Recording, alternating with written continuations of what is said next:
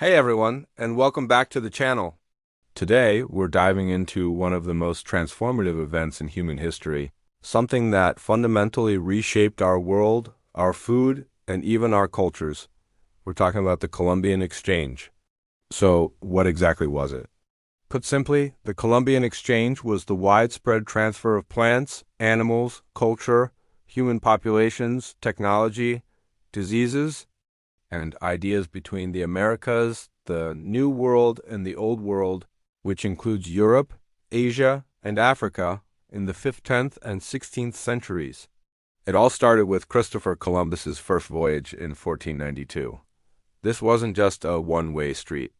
It was a massive two-way exchange that had enormous consequences, both good and bad, for people on every continent. Let's start with the most delicious part, food. Before 1492, could you imagine Italian food without tomatoes? Irish culture without potatoes? Or Thai cuisine without chili peppers? It's almost unthinkable, but that was the reality. Tomatoes, potatoes, maize, or what we call corn cacao for chocolate, vanilla, peanuts, and chili peppers all originated in the Americas. When these crops were introduced to the Old World, they didn't just add new flavors. They revolutionized agriculture and diets. Take the potato, for example. It was easy to grow in the poor soils and cool climates of Northern Europe.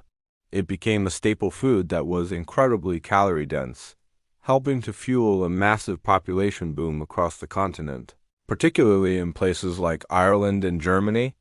Similarly, maize and cassava became vital food sources in Africa, allowing populations to grow in areas where native crops were less reliable. This explosion in food supply is a key factor that helped set the stage for the Industrial Revolution.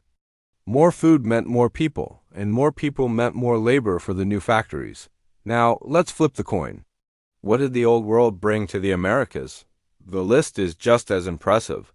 We're talking about wheat, rice, sugarcane, coffee beans, and a whole barnyard of animals. Before the exchange, the Americas had very few large domesticated animals. The llama and alpaca were about it. Europeans introduced horses, cattle, pigs, and sheep. The horse, in particular, was a game changer for many Native American groups, especially on the Great Plains.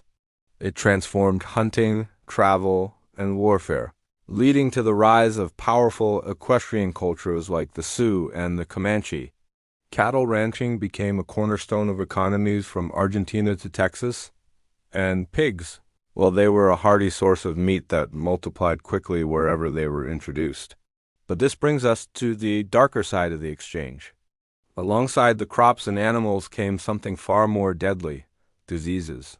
For thousands of years, people in Europe, Asia, and Africa had been living in close contact with domesticated animals, which were the original source of many infectious diseases. Over centuries, they developed some immunity to illnesses like smallpox, measles, and influenza. The indigenous peoples of the Americas, however, had no such history. They had been isolated from these pathogens, and when Europeans arrived, they brought these invisible killers with them. The result was catastrophic. It's estimated that diseases wiped out as much as 90% of the Native American population in the decades following contact.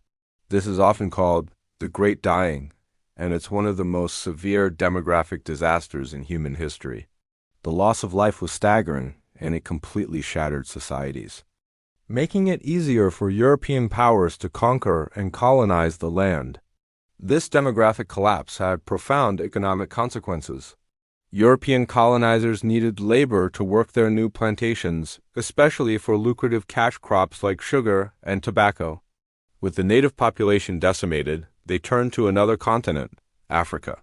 This created the horrific transatlantic slave trade, where millions of Africans were forcibly taken from their homes, shipped across the Atlantic in brutal conditions, and forced into slavery in the Americas.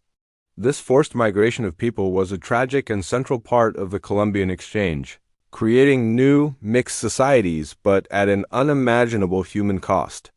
The economic systems of the Americas were built on this exploitation, creating wealth for Europe while causing immense suffering.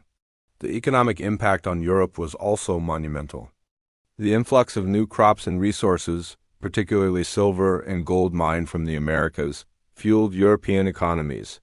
It helped shift the economic center of the world from the Mediterranean to the Atlantic, empowering nations like Spain, Portugal, England, and France. This newfound wealth financed larger armies, grander empires, and further exploration. It was the birth of a truly global economy, where goods, money, and people were moving across oceans on an unprecedented scale. This is really the beginning of the globalized world we know today.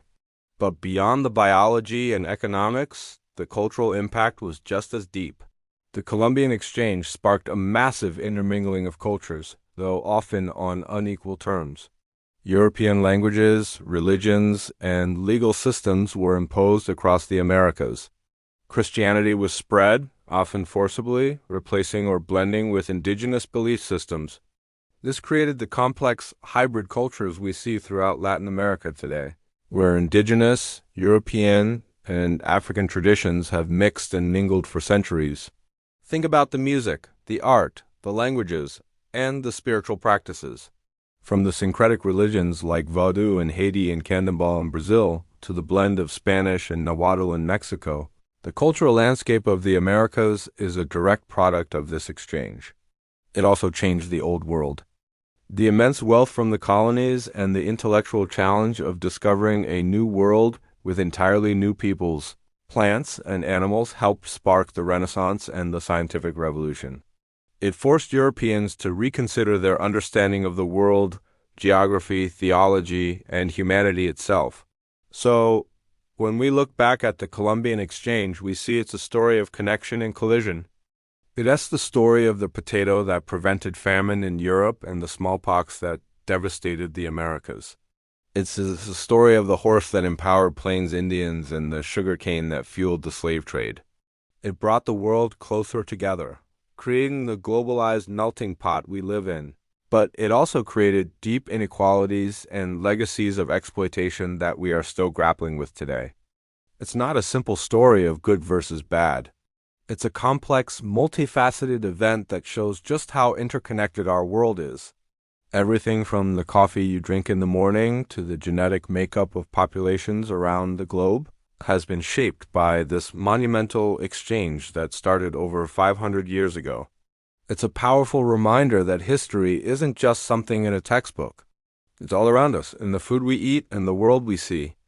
What are your thoughts on the biggest impacts of the Columbian Exchange? Let me know down in the comments. I'd love to hear what you think. Thanks so much for watching, and if you found this interesting, don't forget to subscribe and hit that bell so you don't miss our next dive into history. See you next time.